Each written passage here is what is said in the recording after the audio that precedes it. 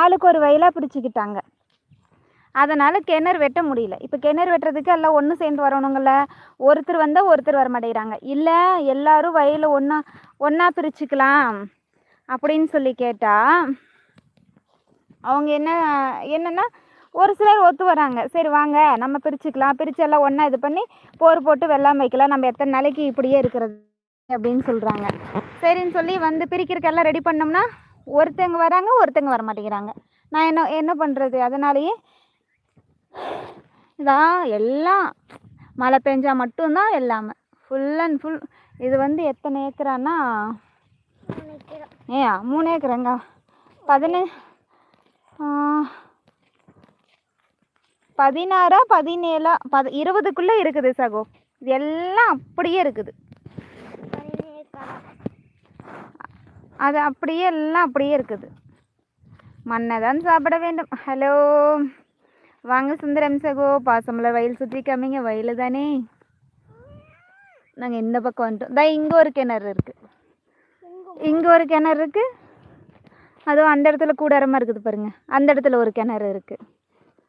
கிணறெல்லாம் இருக்குது, தண்ணி இருக்கணுமே, அதுக்கு மழை பெய்யணுமே. மணிகண்டன் சகோ, பசுமை காலையில் கோவம் வேண்டாம். பங்காளிகள் பங்காளின்னா உடம்பங்காளின்னு சொல்லுவாங்கல்ல மணிகண்டன்னா. அதாவது எப்படின்னா நம்ம தாத்தா அங்கே கூட பிறந்த அண்ணன் தம்பியாக இருப்பாங்கல்ல. இப்போ தாத்தா, இப்போ எங்கள் தாத்தானே எங்கள் தாத்தா கூட பிறந்தவங்க இருப்பாங்கல்ல, அந்த மாதிரி உடம்பங்காளியோடு. லலிதா பாசமலர் காலை வணக்கம். சரண் சகோதரர் காலை வணக்கம். பாசலர் மாடல்கள் வெயில் இங்கே காணோம். அதெல்லாம் முள்ளுக்குள்ளே அங்கே இருக்கும்னே. இதுதான் இழந்த மரம். இந்த மரத்தை வெட்டி வெட்டி எறிவாங்க. இங்கே பாருங்க, எங்கள் அப்பா மாட்டு தான் கொண்டாந்து அங்கே கிணறுக்கு பதில் போர் போடலாம். ஆமாண்ணா, போர் போடுறதுக்கு வயல் இது எங்கள் வயலுண்ணே. புரிந்தது சகோதரி. இது எங்கள் வயலுண்ணா.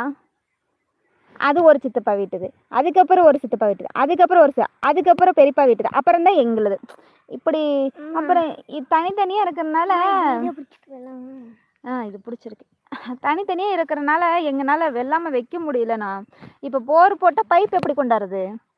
அதனால் வணக்கம் விஜயகுமார் ப்ரோ. மோட்டார் பாசனம் போடலாம். ஆமாண்ணா, எது போடுறதுக்குமே இப்போ நம்ம தனியாக செப்பரேட்டாக நம்ம போட முடியாதுல்ல.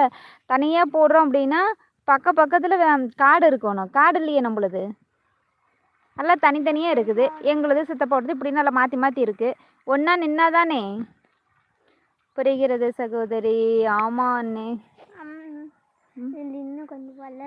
அதனால என்ன பண்ணுறேன்னா, இப்போ என்ன அவங்களுக்கு பிரச்சனைனா, இப்போ எங்கள் சித்தப்போட்டு எங்களுக்கு வயக்காடு இல்லை, நாங்கள் வந்து குத்தகைக்கு தான் ஓட்டுவோம். இப்போ அவங்களுக்கெல்லாம் சொந்த காடு இருக்கிறதுனால என்ன பண்ணுறாங்கன்னா, எல்லாம் அங்கே போய் வெள்ளாமை வச்சுக்கிறாங்க, தண்ணி பச்சுக்கிறாங்க, எல்லாம் பண்ணிக்கிறாங்க. எங்களுக்கு இல்லாமல் போயிடுது. அப்புறம் என்ன பண்ணுறது?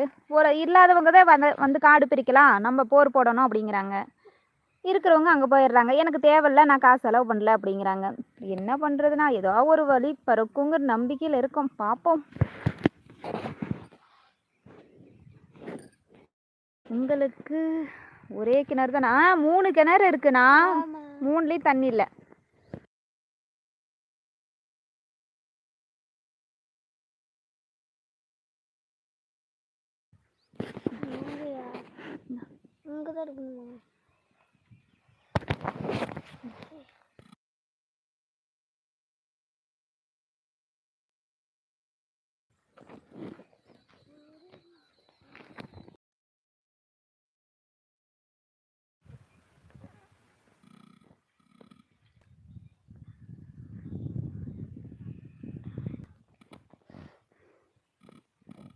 போர் போட்டு பைப் சொட்டு நீர் பாசனாய்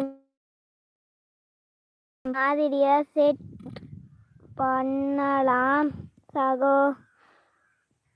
பாசமலர் மணி 8 ஏப்பவயல். பாசமலர் மணி 8 ஏப்பவாயா. எப்பவாயா